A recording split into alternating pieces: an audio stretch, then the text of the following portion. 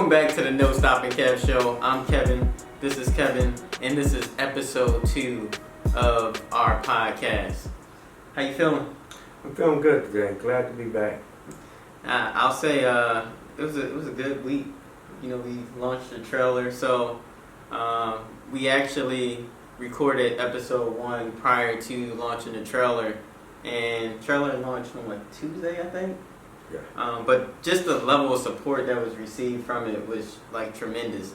You know, I personally didn't see it coming, but we definitely got a lot of love from a lot of different people all throughout the region. Really, I can't even just say the city, because this thing is already touched like Jersey, Delaware. So that's huge. So how do you feel about the trailer? I think it was great. I think it was good. You know, I'm just looking forward to continue doing what we're doing. You know, I just want to say another thank you to everyone that has liked, shared, even if you just watched the trailer, just to see, you know, what we're setting out to do here. It's greatly appreciated. And, you know, I can't express just how much, you know, gratification, you know, kind of brought me, just kind of seeing that much support and, you know, just people wanting this to do well so that we can end up touching more people that probably need to hear this or, you know, just want to hear this. So I greatly appreciate it. Continue to share. Definitely at the end of episode 1, I kind of messed up, you know, some of the platforms we were on. So it's not NoStoppingKevShow.podbean.com, and it's definitely not at podbean.com because URLs don't work that way. But yeah, follow us on all our social media platforms. So we have my personal page at no_stopping_Kev. We now have the new podcast official Instagram page at NoStoppingKev Show. And then, you know, we're on Podbean and YouTube as well. So thank y'all for the support. We definitely wanted to continue. So Dad, what are we talking about today? We're going to talk about who we surround ourselves with. Yep. Because that's such an important thing, and I think it's something that I'll say for most people, you hear it from your parents growing up. It's like, you know, definitely look at who you kind of have in your circle. And parents are always kind of, for the most part, I would say watching who their kids are around, because I think parents understand more the impact that influences can have from the people you're around on a day-to-day than kids a lot of times. And I think even sometimes you can probably say adults sometimes lose sight of the importance of who you surround yourself with.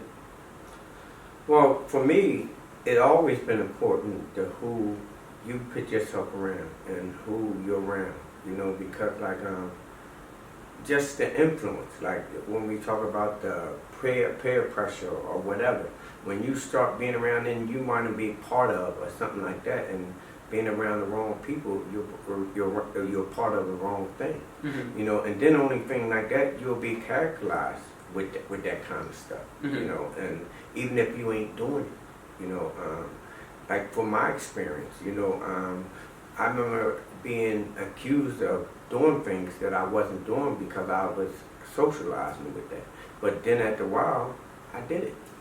You know, so it's very important who you surround yourself with.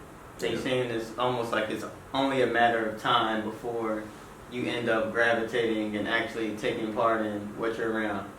You know, like they say, like, you know, it was sayings that older people told me. If you go to the barbershop long enough, you're going to get a haircut. You know, it's just simple things like that. You know, so, like, it will get you in the end.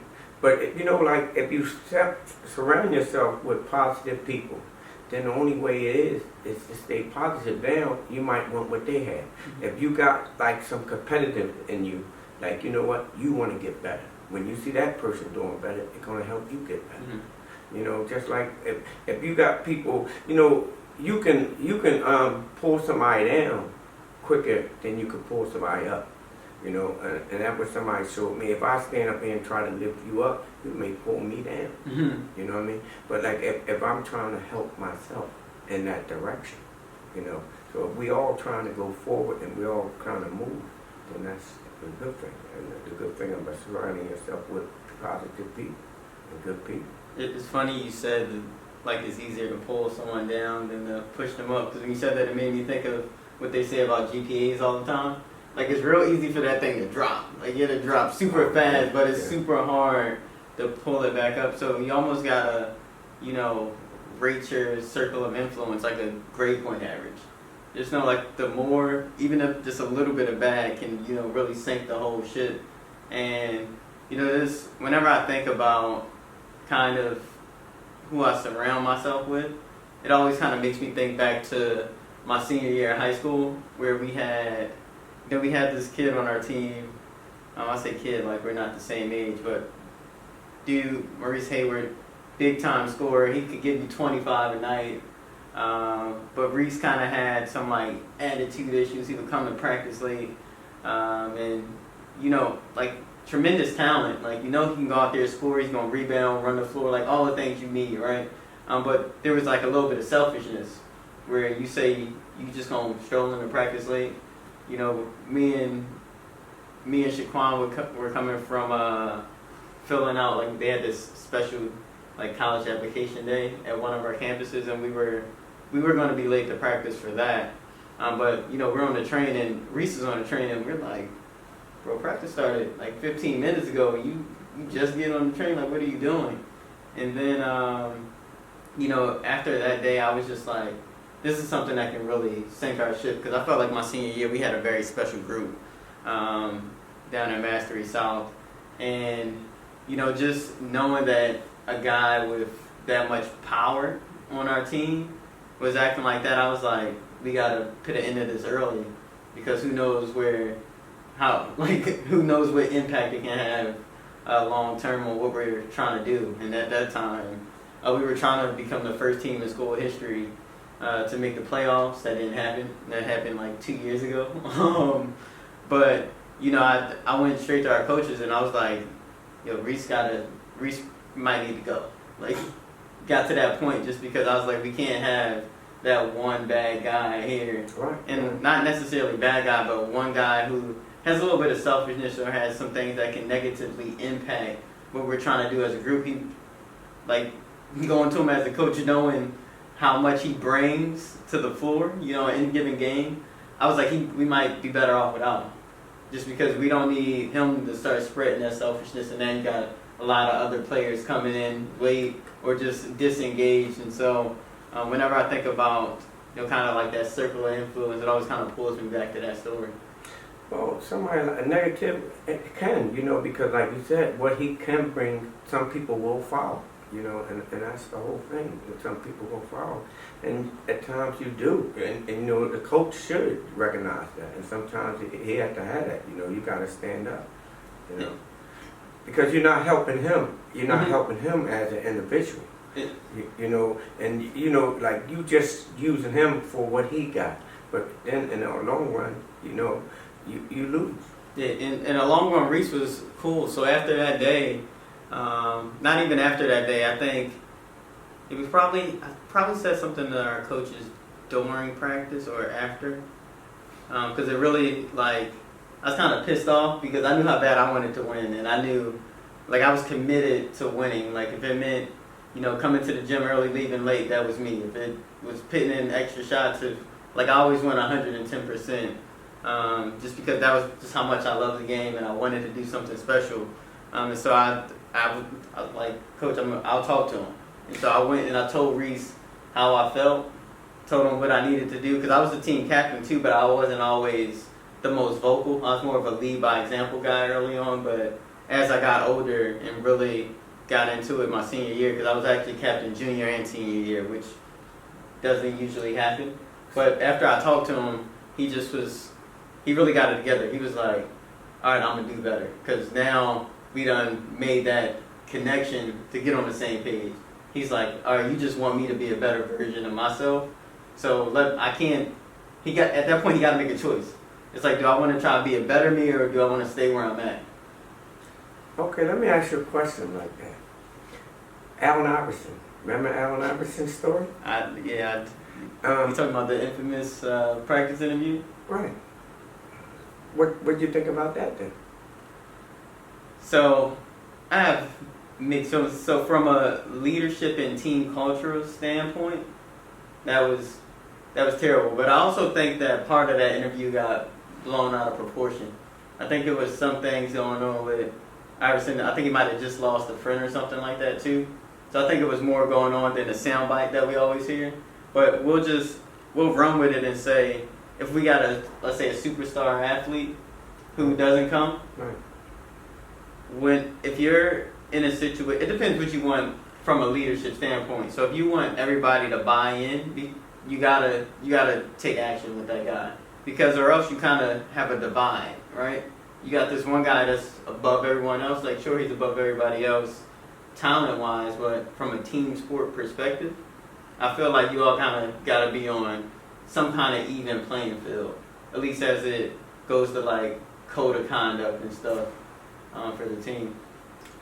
You know, for me, I think it's bad not to come to practice or like what he said, even though he brings it. But what message is you sending out? Mm-hmm. What message is you sending out to younger people with that? When you say it's just practice, and he come to play a game, and he brings it all to there. But what message is you sending to somebody? Mm-hmm. It's like I watched the movie Coach Carter, and I love that movie because the message that when about them and how them kids followed him, even when everybody else wanted to go against him, the kids still followed him, and they didn't go. They said they can take the locks off the gym, but they can't make us play because something that he started. So I mean, like when he say that, now you're gonna have somebody else that might not want to make practice or don't, and they're not gonna be able to get away with it. But it's not the people that right here; it's the people on the outside that see that. So another person, a star somewhere else, saying it's only practice, but I come to the game to play. So what do that person teach his kid, or what do he teach that? So and you know what? And when you surround yourself, we talk about surround yourself with people like that. So some people gonna follow him. I'm gonna hang with you, and then I ain't gonna get in trouble because you ain't going to practice. So I still think it's bad, even though what he did and how he came on the court and he played, but the message is bad. I agree. Just like you said, that impact that it has outside of just the immediate zone you're in, I think it's probably the biggest thing. I agree with you, and just that the message that it sends, and especially like I remember being a kid and watching that, and kind of even me. So growing up playing in a YMCA league, a lot of times I was the best person on my team. So I could definitely kind of relate to the position Allen Iverson was in. Like, I'm going to go out there and I'm still probably score and lead my team every day, so does it really matter? But being the type of person that I was just like, I got to put this work in, because you can always get better, right? Yeah, you can always get better. But how can you say, like I learned something, and we talk about love. If I say I love basketball, that means I got to really love basketball. And I gotta go out and I gotta love practice too. I love playing basketball. So it no matter if it's a game, it's practice.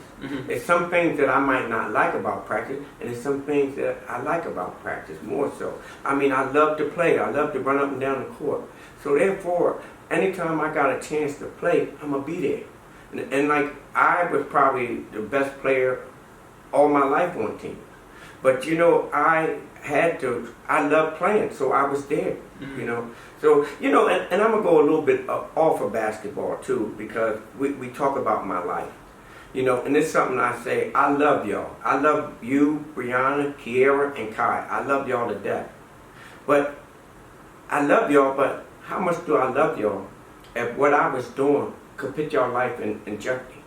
So, it's some things when we say love this game or love this life or love your, So, I mean, it's deeper because, yes, I love y'all and I'll tell y'all how much I love y'all. But then I realized something hit me one day and said, how can I love you if somebody might want to rob me or do this and I got one of y'all with me? So at times I could put y'all life in jeopardy too. Or somebody want to rob me or break in a house or something like that. That's not... where that love at? That's not love. The best love is not to do that at all. That's real. I'm glad you went there because we see those stories all the time on the news, right? Right. Like so and so got shot in the car with the son in the back seat in the car seat, or they run up in the house and now you got kids getting hit with bullets. When it's just like you kind of, it's unfortunate, but you know we can sometimes bring different situations on yourself based off of the choices. And I'm glad you said something when you were talking about basketball and saying you love basketball, right? And so I was going to say you're right on the same page. It's like moving away from basketball. It's like how much do you love yourself? How much do you love the life that you're living? How much do you love, or how good is the impact that of the life you're living on the people around you, right? So I think you were spot on with that. You know, it's like we still talk about when you surround yourself. Now, you know what? Or like you say, like we was talking about like last time, who holds you accountable? Who talks to you and tell you when you're doing wrong? Now, if you surround yourself with people that's about the same life you are and not about that, then they're okay with what you do. Mm-hmm. But if you got somebody and you got some true friends and people that ain't gonna sugarcoat your stuff, they're gonna tell you about it. Mm-hmm. No matter if you don't like it or anything like that. I have people like right now that say things to me when I'm not doing what I'm supposed to do. And they're going to say it to me and like, you know what? Only thing they doing is trying to help me be better. It's funny because I was talking about that with Devin and Coach Dev yesterday. So shout out to them because they're two people that kind of hold me accountable, both in pretty different ways. So we were having a conversation, and I actually was talking to Coach Dev about, we were talking about like trigger words, right? So like words that kind of make you upset sometimes, right? And so he said when you identify a trigger word for you, you need to self-assess and say, why is this word making me feel this way, right? And so one of my trigger words used to be execute or execution, right? Because I felt like there were a lot of things I wanted to do, but for whatever reason, I wasn't getting them done, right? And, you know, so Devin, my girlfriend Devin would take a step back, and one day we were having a conversation, and the word execute came out. And, like, I started feeling some type of way, and I didn't know why. And, like, she wasn't saying anything to hurt me, just trying to help me. And so once I took a step back and said, I have been getting in my own way and stuff. Like, sometimes I just got to keep pushing a little bit harder. You know, and things like that, and just not giving up at certain points, or pushing myself to even think a little bit beyond what I'm seeing, just so I can have something come to fruition. And one thing was this show. So it's something that I probably had this show in my mind, probably going back a year. I would say like your second year of your sentence. And then, you know, just kind of finally saying, this is something I'm going to do, I'm going to go for it. But without surrounding myself with people that were kind of doing this thing better than me, I wouldn't be here today. So Devin, you know, she has YouTube videos on self-care, self-confidence. She actually has a new project coming out. I'm not going to release it just yet, but be on the lookout. Coach Dev has a podcast, the Instant Grits podcast, where you know, they talk a lot about accountability in different aspects of life. And so kind of having people like that in my circle that are places where I want to be and doing it better, it allows me to grow, right? Because if you're around people that aren't on your level or don't care about what you're doing, then you're probably in the wrong circle. It's like that quote you hear all the time about like billionaires. Like if you're the smartest person in the room, like you're probably in the wrong room, because then you can't learn from anybody that's there. And so that's something that you got to kind of keep in mind. Like, are the people in your circle holding you accountable? Are they making you a better person? You know, and when you say all that, like sometimes I joke around and I be telling some people, you know, you and Brianna, get to me.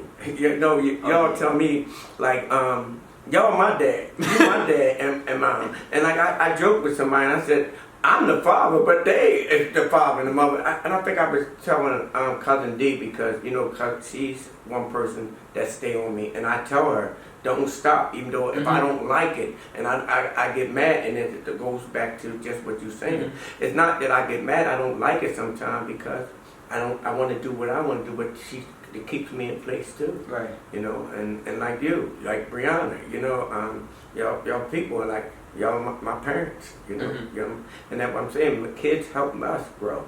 And somewhere the other day, somebody said just that too. Oh, you know what?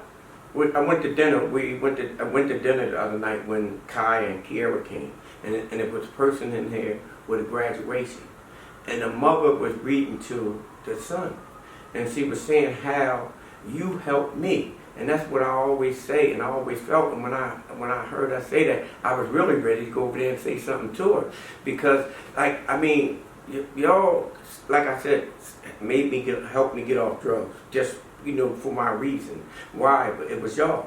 What helped me stay out of jail for as long or give up hustling and all like that was y'all, because I didn't want to go. So, it is like that, with people holding you accountable. And I know that you're going to hold me accountable. I know you're going to be in my stuff.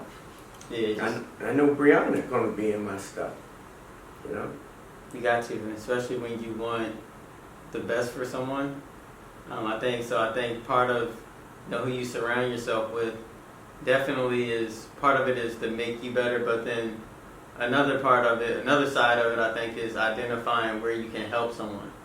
So I think that when you have opportunities to say, you know what, I know this person needs a little bit of work in this area, and I think I do pretty well in this area. Let me try to share with them some of what helps me be successful in that area, because ultimately I'm helping build up my friend or build up my family member. I think that's something that's important too.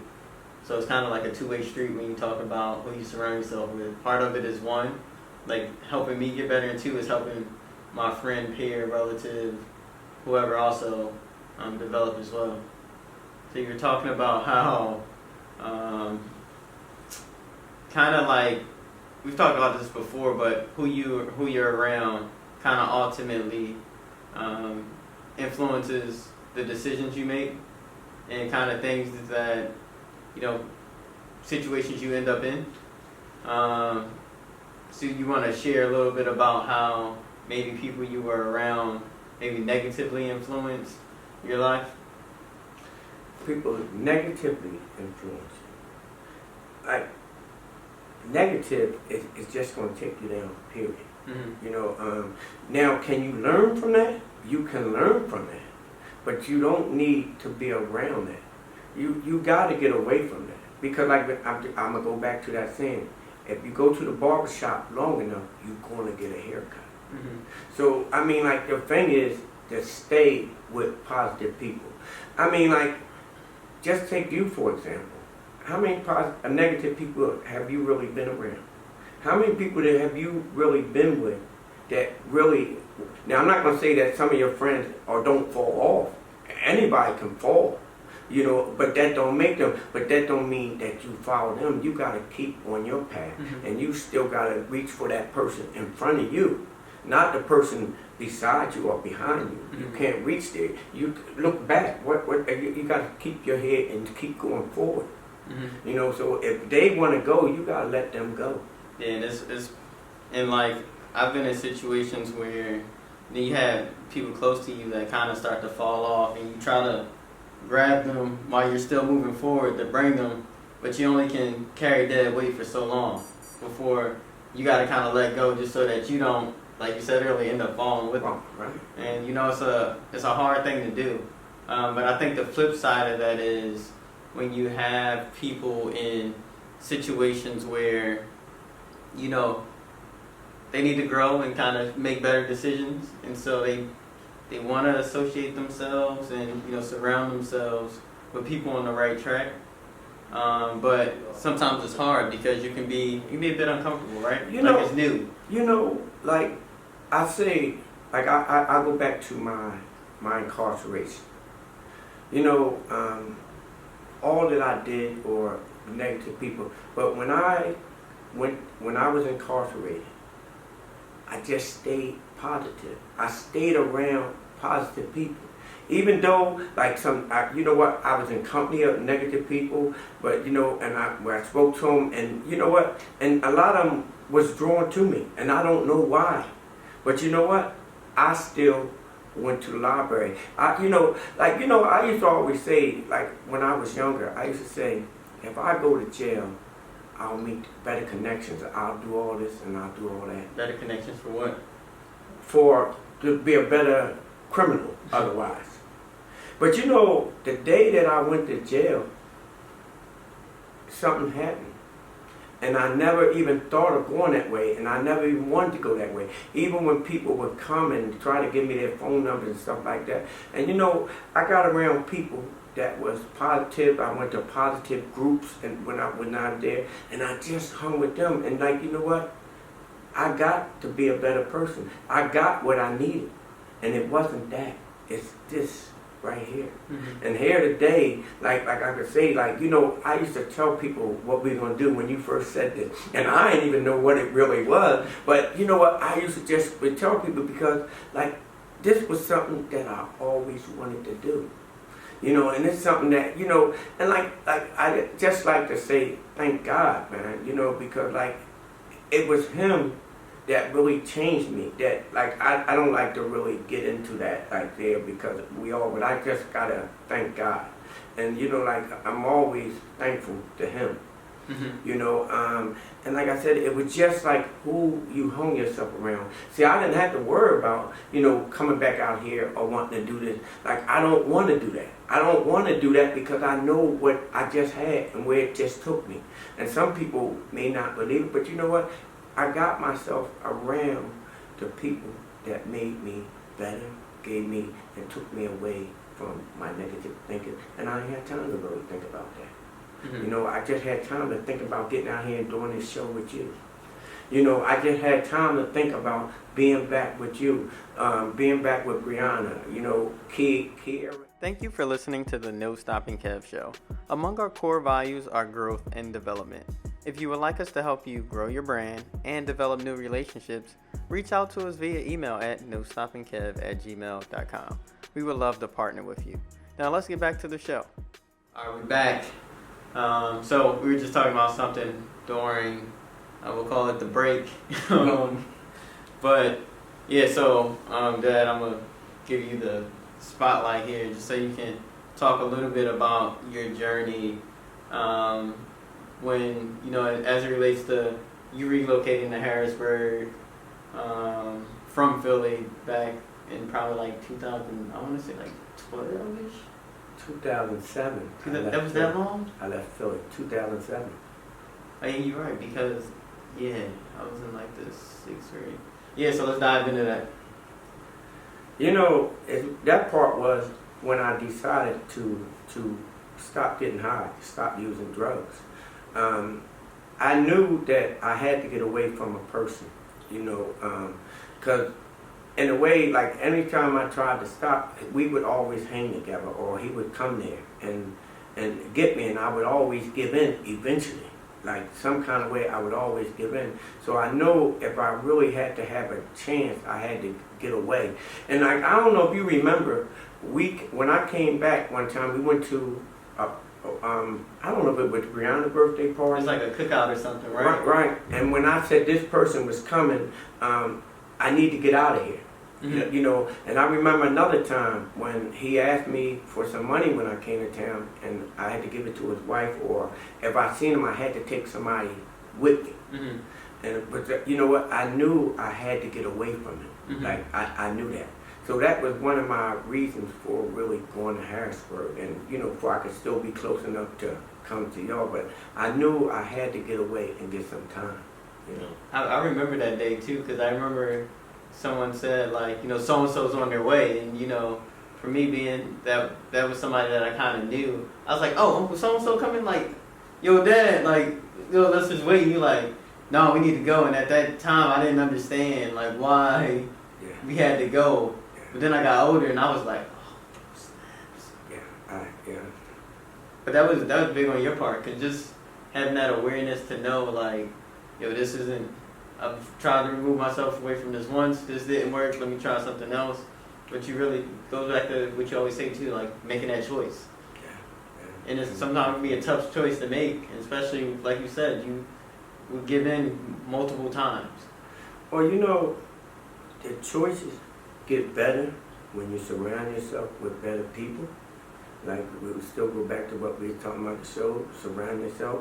And you know, like, and what got me to go to jail was one person who I started hanging around, or, no, we always hung around, but you know, like, through other things, but you know, it was one person that got me there. And actually, that one person got me to do time. That one person, you know, which is so funny. But you know, and I stayed away for so long because, you know, I had the people that I was surrounded by right then and was living with me right then was there and meant to life. When they left, you know what, I guess I got weaker. Or I didn't want to help, like when you say the choice, it's the choice to stay. And I didn't have anybody, like what I'm saying, when we put ourselves around people that will co-sign what we was doing, then from one person, then I got another person, then I got another person, and then you have them people. Because it's easier when people are co-signing and just egging you on, especially when you're going in the wrong direction, and it's easy. And especially if there's something that excites you about, you know, living life on the wild side, you know. Well, that's something I always liked. You know, at my life, I love doing that. And like, I mean, it was like on the quiet side, but I still like living that way. You know, not letting everybody know what I was doing, but I just like to live on the edge. I mean, I always did, you know. But like, see, what kept me in line for years was my kids. It was y'all that kept me in line. But see, like me being in Harrisburg and thinking that, like, you know what, I can keep this from y'all, or I can hide this. And like, you know, like another saying, everything done in the dark comes to light. So even, and then like, you know what, it's so crazy because you might be the only one believing that it's not like that, or nobody else knows. Like nobody else sees it, you're the only one thinking. Everybody else knows. You know, like, believe me, I got so many things that I done experienced in life. When you talk about, like, in your own mind, you see this in your own mind. You know, are you, you know what, some people are a basketball star in their own mind and can't even really get off the bench and play. But they think that they should be starting or the best player on the team. But that's all in their mind. Yeah. And that's what they want to believe. You know, and it's the same way off the court. Or whatever you're doing. You know, I remember somebody told me they was a con man, and they sold drugs. You don't have to con nobody. People won't want that. So after you got to con somebody, and they really believed he was a con man. You know, he conned people into doing this. You know, I'm telling you, it's just amazing. And this was when I was incarcerated, and we had, you know, we had groups and stuff like that, and we used to go through different things and talk, and like I had to tell the guy, you're not a con man. You probably messed this whole world up, you know, this whole false sense of reality. And you know, the funny thing is, we had a group on that. We had a whole group on that, and you know, for people, some people would really believe that they was con people in some kind of way, you know, and you know, and it bust, like you said, it did bust some people's group, you know, because they wanted to think that they was a con man. Oh man, one thing, you know, that made me kind of think about when you talk about like just different. I'll explain it this way. So, coaching at Marlwood High School, our team is composed of 2 campuses, right?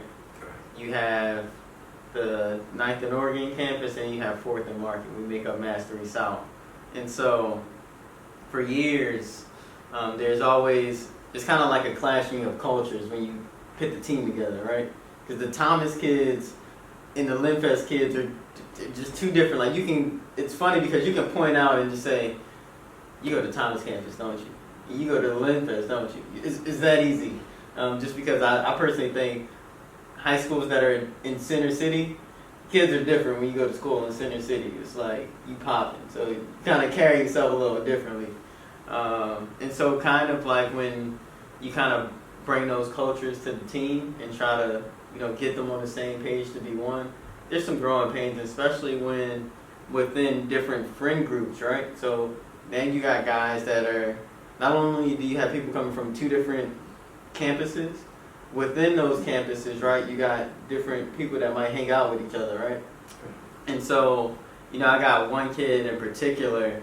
It's actually one of my guys that I picked. I wanted him on the team because I saw a lot in him. But he kind of hangs out in circles where it can be a bit challenging for him. Like there's friends, but sometimes he's the friend that gets picked on. But also, sometimes it can flip and he can be picking on people. So just kind of, I guess you can say boys being boys. But he always thought I was kind of like riding him. Which, I kind of was, but it wasn't because I didn't like him. He thought I disliked him. And I'm like, no, bro, I picked you to be here because I want you to be great. And the reason I'm always on you is because I see the potential. And so now it's up to you it's time for you to start making some decisions. And so one of the things was, I told him, I was having a conversation with him at practice one time, and I was like, you always laying yourself up in trouble because of sometimes it's just the people that you're around at practice. Like if they're going to start picking with you, just go stand on the other side. Or, something like that, just to separate yourself so you can stay focused. Because he'll lose his focus. Even if we're in scrimmage time, they'll start talking to him, he'll lose that focus. Because he got certain triggers that he had to figure out. And so I told him, I'm like, listen, sometimes you might just got to separate yourself for a minute. Because in that moment, they're pulling you down. And then I got to go talk to the other guys too. I'm like, yo, why y'all doing this? Especially not when we're in here trying to get better, trying to work towards making it back to the state tournament. You got to be smarter about that. So it's kind of twofold on both sides. Like one, he had to make the decision to say, you know what? And I think part of it was just making him aware of, like, oh, the people that I am around having an impact on me. And then you got to learn how can I control, can I even control the impact that they have on me? Can I say certain things that will let them know, yeah, you're crossing a line right now. That's not good for me to do. Or do I just need to remove myself completely? Now this kid is like a leader on our team. I never thought I would say this, but going into next season, I'm looking forward to really, this guy probably being our guy. I think he'll probably be a captain next season for sure.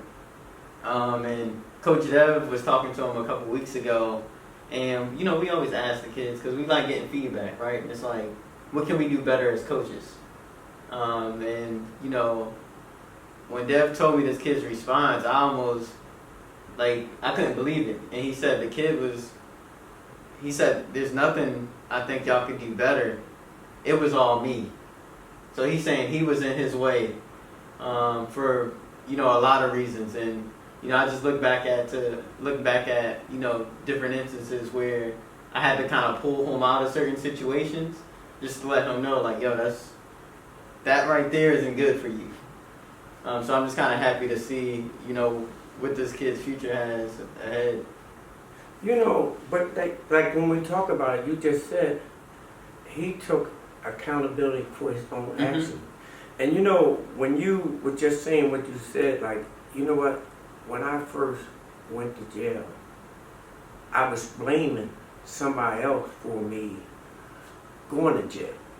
I had a reason saying I wasn't caught and people like that, but I don't really want to get there. But when I really got free and I was able to free myself is when I admit to myself that I did do wrong. It's no matter of what I did do what I did, and what I went to jail for, I did do. So I wasn't innocent, and I wanted to blame other people, and I was angry and I was mad. But you know what? When I accepted my responsibility for what I did, I freed myself. And when you talk about ton was lifted off of me, and it's the same thing. And so much when you talk about accountability, accepting responsibility. what it could do, and that kid did that. And that made him able to not blame y'all. Or like he said, you know, if y'all don't have to do nothing different, you know what? It was me. You know, you said something else about, you know, it made me think about how this kid used to, so you know every kid wants to play, right? Especially when you're growing up playing on rec league teams. A lot of times you get a lot of PT, right? But when you come to high school, you're playing within a system, so now you got to know what schemes you're running on both ends of the floor. You got to be able to execute. You got to, you know, and a big part of playing on a team is being a good teammate, right? So this kid used to, you know, he wouldn't get a lot of minutes because he didn't always know the plays and things. So you can't just put him all on the floor, right? And so the energy that he would have on the bench would be so detrimental because it only takes one person to kind of be disengaged, right? And then the next person next to you, like the energy just runs off. And so I remember it got to the point where he couldn't sit next to me on the bench because one, as the assistant, like I know our head coach relying a lot on me to see a lot of different things, and I'm up there trying to come up with schemes, find different things that we can exploit, you know, different mismatches. And so when I look and that's the first person I see, that's a big like amount of stress that just overcomes and overtakes me, right? And you don't always have time to discipline a guy or say something to him like, I can't give my energy to that right now because there's like 12 other guys that are locked and loaded. Or maybe there's 8 other guys, depending on the day, right? When you're dealing with teenagers. And, you know, looking back to last season, so that was his first 2 years were pretty much all like that. And, you know, I'll say his second year he got a little bit better because we started building that relationship and he started seeing where I was coming from. And then last year, I think it really allowed him to open up because I told him, we really had that conversation. Like, I wanted you here, that's why you're here.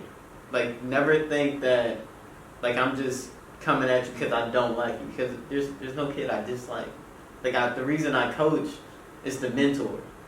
Like, I love basketball, but the main reason I go there and I, one, leave my 9 to 5 to go coach and then go home to work, let's call it a 8 p.m. to 1 a.m., 2 a.m., is because I love kind of giving back and having an impact on him. So once he started to understand, you know, where I was coming from, he started just performing better too. Because I guess he felt like it lifted some weight off of him. It's not like I'm running around playing and like this coach doesn't want me here. Whatever was in his mind, I might need to get him on the show just so he can kind of talk about and give his perspective.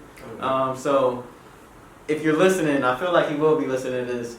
And I'm not going to say his name for now. I'm going to just bring him out here and we can, you know, maybe play some clips back.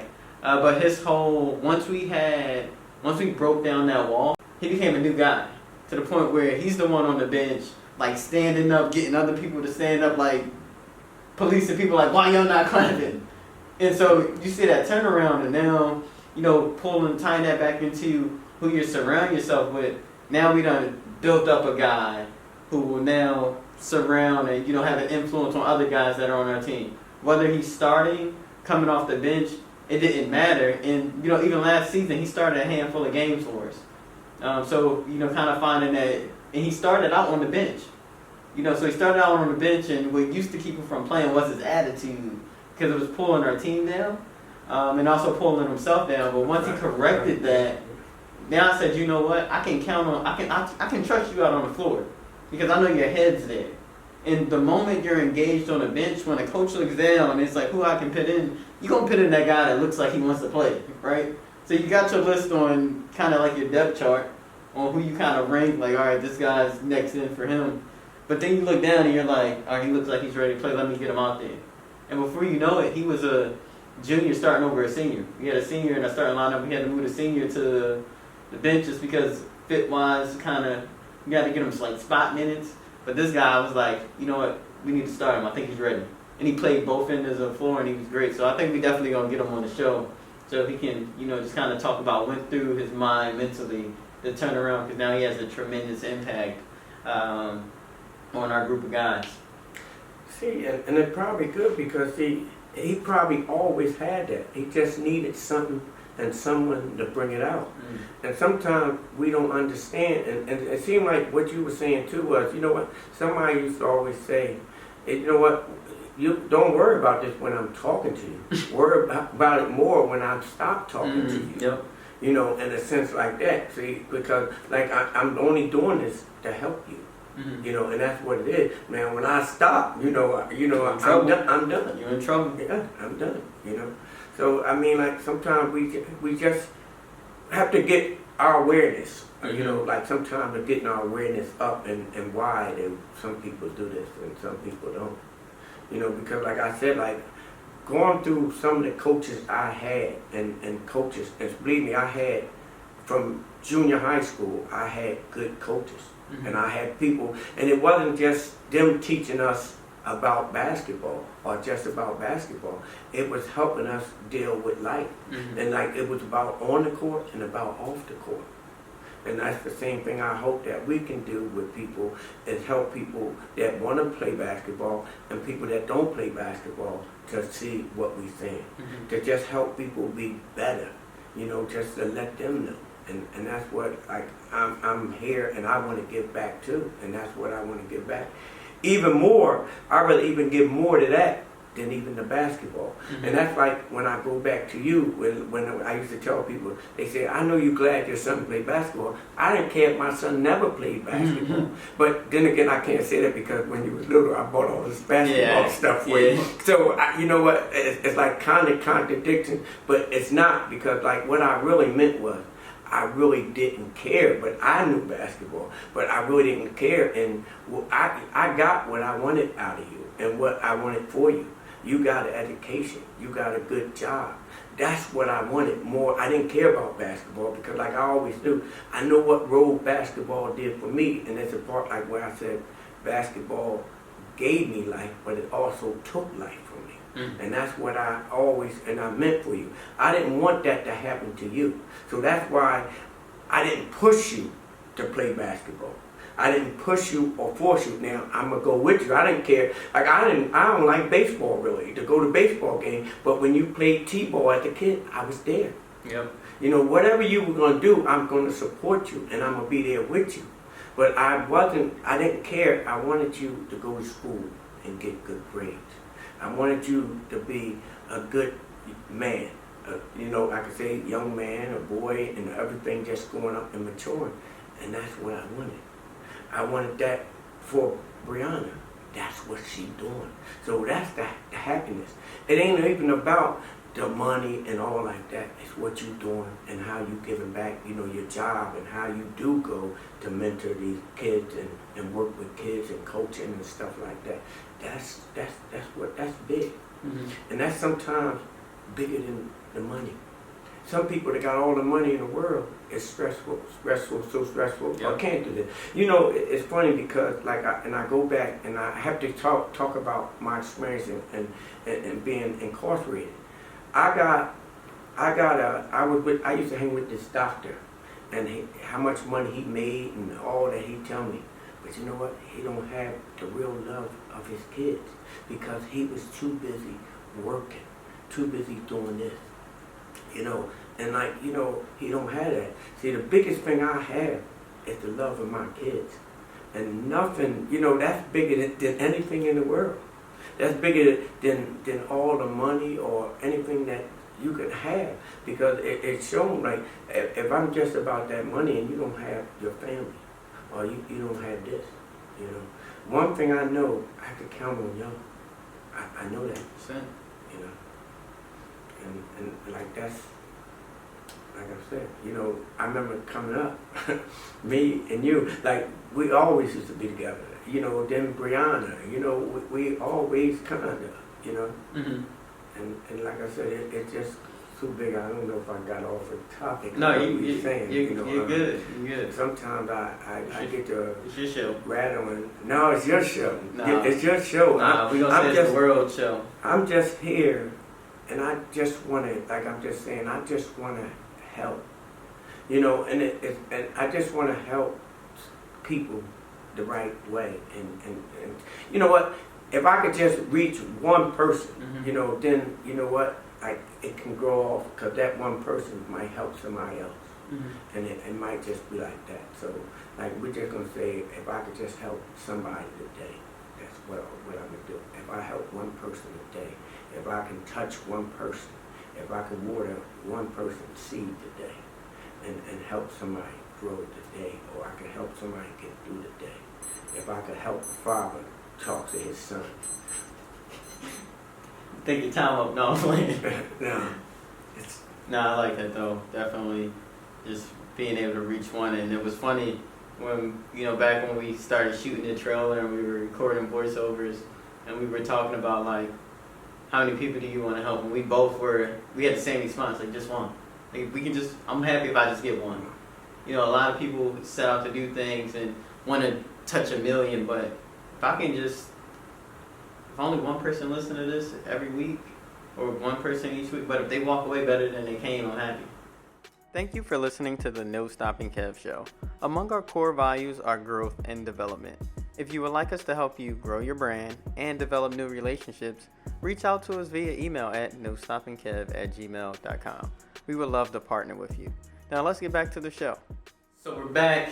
So picking back up, so I think a lot of times, I can't always speak to, going from like a bad circle to a good circle, but I do know what it's like to kind of be on the right track and almost fall into traps that could potentially derail you. So even like starting at a young age, I was the kid who couldn't go off the block, which sucked because a lot of times like your friends, they would want to go around the corner to maybe play football because there was more people over there, but I couldn't always go. Maybe once in a blue moon I would even muster up the courage to ask my mom, like, can I go around near to play? And sometimes she might have to walk me around there just to, mom's got like scope it out, see like what's going on. And my mom, I won't say I have a helicopter mom, but you can say she was a bit overprotective, but growing up in the neighborhood we grew up in, you kind of had to be. And I think she kind of was able to see in the future and just kind of knowing risk of, being a young black man growing up, in any urban environment. But I just remember even times where, kids would try to pressure me to run, not even a full block, just like, when you turn the corner out of one of the little small streets and you might have to go like 50 feet to the corner store. They're like, let's just go. Yeah. And, there were definitely times where I would sneak and go to the store. But each time I was there, I was filled up with just so much anxiety because I knew what I was doing was wrong and went against what I was taught. And I think even one time my mom was like, one time she might have caught me. She came outside, she's like, where were you at? And I was like, I was just standing like right around on the other side of the fence. Like, like if you go and turn the corner. Right. I tried to make it seem like I was just right there. Nah, I was at the store, 50 feet away or whatever. But even like, kind of with school, I'll go back to, always having like the cool kids kind of, mess with you and kind of do their own thing, or, just not do certain assignments, not participate in class, just not kind of like not do the things that you would want, that teachers or whoever want students to do. And, at times that was just hard because you feel ostracized. And when people say things to you like, oh, you're a teacher's pet, or all you know is school, that can kind of rub you the wrong way. You can almost want to go with the crowd. But I think you used to always tell me when I was young, like, you don't got to go with the crowd. And, even before I knew what that meant, before I experienced that, that allowed me to kind of fall back on that, just being like, what all of them are doing, all of them are acting a fool, right? But I know if I do that and the teacher call home, Tina gonna have something for me when I get home, especially if they gotta call her during the work day. It's one thing to call her when she's home, but if they gotta call her during the work day, I knew, like, I don't even want to go home. I almost just want to spend the night at school or something, So I think definitely what kind of helped keep me grounded and focused was, one, knowing the repercussions of going down the wrong road. Two, I think the other thing is kind of always having or finding strength in, what I was taught, and kind of trusting that what I was taught was right, because, up until those points when you get to those crossroads, everything is kind of going smoothly, right? You've been adhering to the plan, then you got to decide, do I want to keep going with this or do I want to try something different? And so I think that, because you can't always say rely on what you were taught, because not everyone's taught the same thing, right? And so I think that for me, knowing that, you know, to those points, it worked out. I was like, okay, I can rely on that. And then 3, I think, is just thinking about what the reward is or what's the end result of me doing this. I knew if I started acting a fool in class, I would get phone calls home, detentions. You start not getting good relationships with your teachers. Like, it's a good feeling when you're growing up in elementary and middle school and you know your teacher likes you, because the teacher kind of has your back, right? You know, you can go and talk to them, ask for help. There's like no tension. You know, I think that when kids act a fool, there's like that tension in the relationship, because yes, it's the teacher's job to help you, but how you just make that, you just blatantly disrespected the teacher and then you turn around asking for help on a math problem. Like, that's uncomfortable, right? But they got to do it. So I think that definitely just thinking about the end reward of, all right, if I decide, or let's just say end result, because it might not be a reward at the end of it, but just saying, you know, all right, I got a decision to make. Do I want to, you know, keep doing what I was doing, or do I want to start hanging out with this crowd a little bit more? And I think that when I would look at, you know, some of the end results that came out of, or the consequences that came out of some of their actions, I was like, I don't want that. And part of that probably was just being fear of getting that phone call or no home too. But I think that, you know, that's just, you know, my perspective on, you know, kind of staying on the straight path. I won't say straight path. I'll say fairly straight path, because, you know, I had a little wiggle room, like what you was talking about earlier, like the time I got off the school bus. Yeah, you know, see, it's a thing with being, some people, I always say mischievous or something like that. You know, you gotta have fun. Like, when you go back to say your mom, you wouldn't let you go off the block or anything, you know, like, that was your mother, and, you know, your mother was, you know, which is good. And I mean, like I always say, I just can't give her enough, you know, for the woman that she is. I just can't, you know, and it's so, and it goes even way back. But, you know, I would give you a little bit more leeway. But I also always monitor who you was with and who was you around. See, like, one thing that I could say that me and your mother wasn't going to do, wasn't going to let you be with the wrong people. We wasn't going to do that. Now, that goes back to us saying for other people. And, you know, by you having parents in your life, even though we didn't live together, or me and your mother were separated, like, your mother would always communicate to me what's going on. It's like we've always been good friends. Me and your mom always still had a good relationship. And it's because we had to be with you or guide you or something like that and make sure. So it wasn't like so much that I was worried about you going with the wrong person, because I wasn't going to see you around the wrong people. Like, I already know the lifestyle or things like that of the wrong people. So you could spot it. Oh, yes, definitely. I mean, I lived that life. You know, they say it takes one to know one. And I definitely knew that life. Or knew the people. You could just see, like, it ain't what people come and tell you out of their mouth. You follow their actions. Their actions will tell about a person. So I don't have to ask you about your friend or who was you around. It's going to show. And it's going to show. Because, like I said, like, I know it. Like, you know, I might not know you, but I know somebody just like you, or like that, and like all that said, you know, and like your mom, like I said, your mom was like that, and like, but that was good. That was good, you know. Yeah, it's funny, because I think back to when I would tell you I was going to the courts or going around the corner to play football, you would only ask, like, oh, who I was going with, and based on who I was going with, you kind of knew. And, you know, sometimes you might just, if it was around the corner, you might walk by just to see what was going on. Oh, I'm definitely going to walk by. Just to scope it out, see, you know, if there was any trouble out there. But I think that you probably were able to get comfortable early on to say, I'm not going to be hanging out in some bad situations. And for me, I personally never felt comfortable, just because, again, I knew I was going to be held accountable at home. And so for me, it wasn't worth the risk to be in those situations because one, I'm gonna get dealt with at home, but two, it's like my mom would always kind of tell me stories of, people that, they might have said or told their parents they were going one place, went somewhere else, and then, something bad happened. And I didn't want that to be the case. So I think that definitely kept me out of some trouble. Well, and I think, like you said, who you did hang with.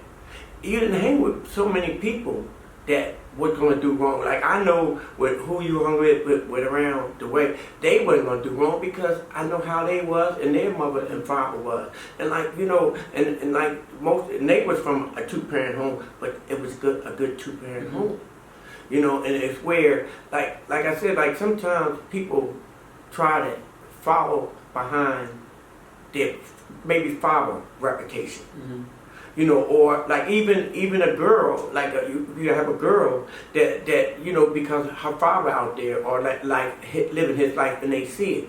See, one thing is our life is not hidden. Like even when we think that y'all don't know, like you see but it. people. It's not. Sometimes we don't want to believe. We don't want to see. We want to be naive to some situation like that. We just want to be. But like you can't be. Like like I used to know that like my grandmother and them had to know what I was doing, but they didn't want to know. They didn't want to believe that. But they know it. That they know it. 100%. Because you kind of emulate what you see. Like I saw, it's funny when you said when you just said like you see certain things. Because, or like they don't gotta tell you, you see it. Because I saw this meme the other day, and it was like a group of guys standing, all kind of like hands here. Then it was like a little baby. He was standing the same way. It was like kids don't necessarily follow what you say, but what they see. And so that's why it's important to kind of surround yourself with people that are let's say on the right path or where you want to be, because ultimately they're gonna pull you up.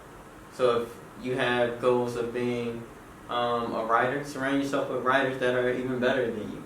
If you want to be, I don't know, and let's say give me something else. Well, like what? Even if they not better than you, if they got good work ethic, different things that you don't have. That's really the most important. What they can teach you, not because now like you can be smarter than another person, but if that person works hard and give you, if you smarter than him, and he got the work ethic, and you start using the work ethic, that's gonna make you a better person. Y'all can work together. You working. Perfect compliment. So now you're not only smarter than him, you got a better work ethic to even better yourself. Now somebody else may come along, and so now somebody else might join your group or like what you got. So therefore it's better. He might like what you got, want some quality about you, and then he might like a quality about him. So now this person that don't have none of that, now working with two people.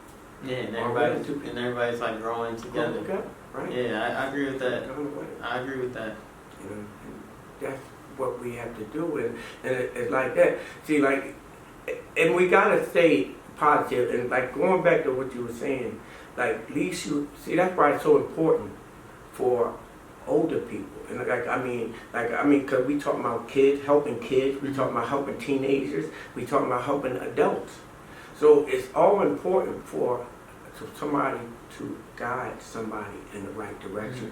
Take that time to see what they're doing. Take that time to steer some people right, and it's up to the person too, because I had people that used to tell me, and I had older guys that didn't want me doing certain things and tried to, but I was just so stubborn. I was just so stubborn. Now, not that I didn't take a heed of what they were saying, and sometimes it's like I just didn't want to do it. And just hope that we can just help some people to help the person right below. To help raise somebody. Like not pull them up, help them come up, and hope that we can make people want to, you know. And it, like I said, it's all an uphill thing, and like we gotta keep going forward. That's the whole thing. We gotta keep going forward. You know? I think that's a good note to probably end on. Keep going forward.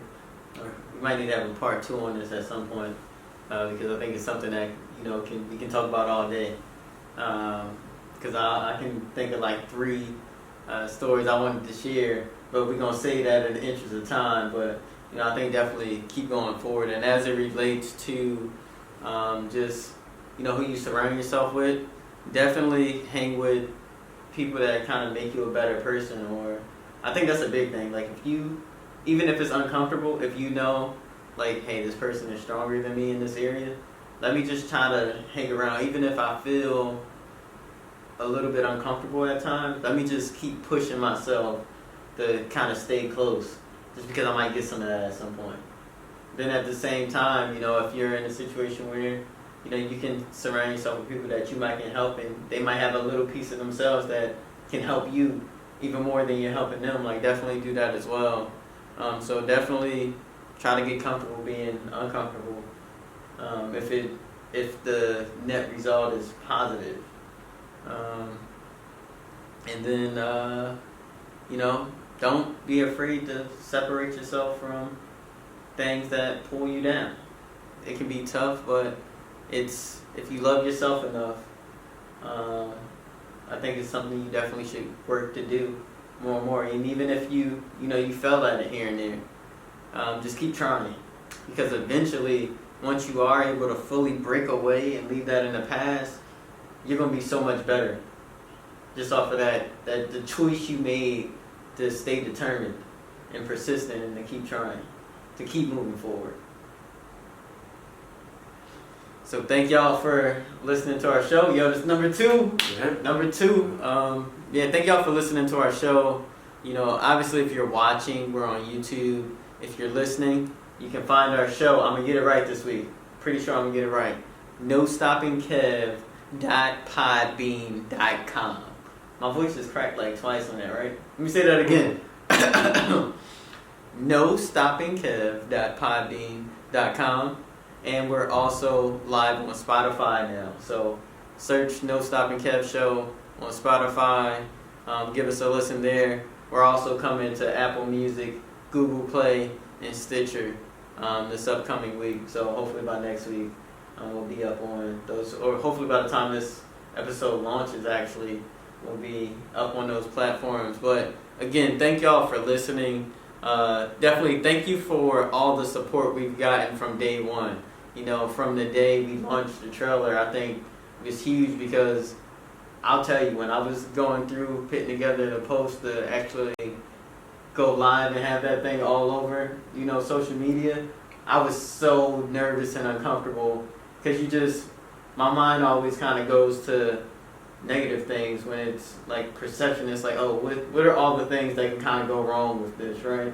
But I think going back to when I brought this idea to you, you was like, for, I guess, knowing what you've been through, like the world there's people out there that need to hear certain things, and need to hear real stories. And so I think that, that just showed me to just trust it. Like, just trust that, what's going to happen is going to happen. And ultimately, when you're trying to give back, it can't help but have a positive result. So thank you to everyone that has, been supporting us, since we went live. Because it's definitely something, you put yourself vulnerable in certain situations, but ultimately it's to help someone else. So it's definitely worth it, 100%. Got any last words? I look forward, as I were, to seeing y'all next time and getting with y'all next time. Gotta get with them again. Forward. Like we said, keep moving forward. Keep moving forward, y'all. Alright, peace. You wanna get your peace in there this time? Peace.